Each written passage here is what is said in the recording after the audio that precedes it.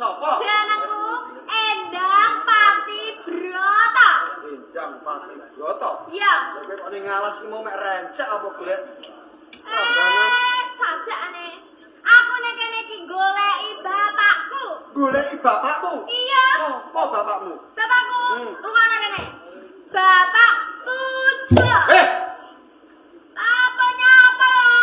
Kowe aja ngaku-ngaku Ujo ki bapakku. Mati.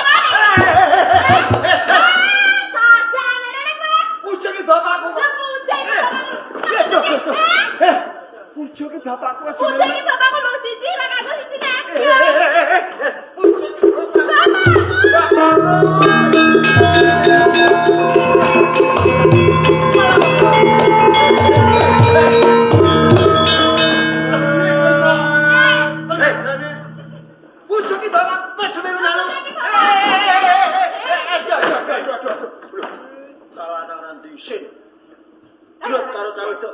ngaku bapakku iki.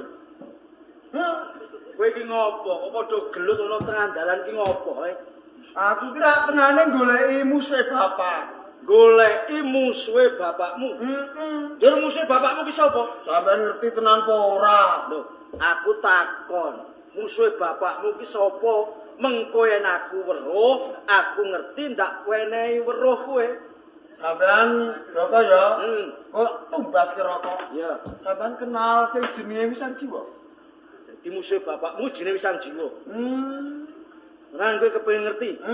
Wong sing jenenge Wisan Jiwa. Ora adoh saka pengarepanmu. Iki ning ngono. Kowe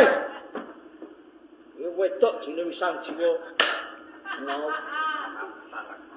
Sinten? Sampeyan musuh bapak iki. Ayo gebuki.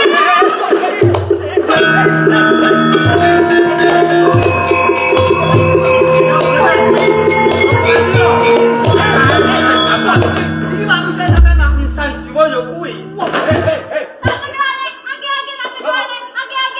Iya, bocah. Senenge cah. Jawa ndiro. Kowe Pak, ketemu musuh bapak gebuki. Pak. Tunggu cepet, Pak. Sang Jiwa. Isih ana pepitungan kelawan kowe.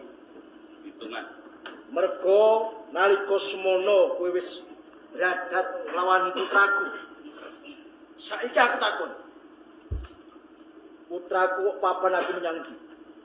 Kowe tekon ponang jabang sing nalika semono tak bradat saka Taman Sari. Bocah kuwi tak gawa ning satengahing alas banjur tak cep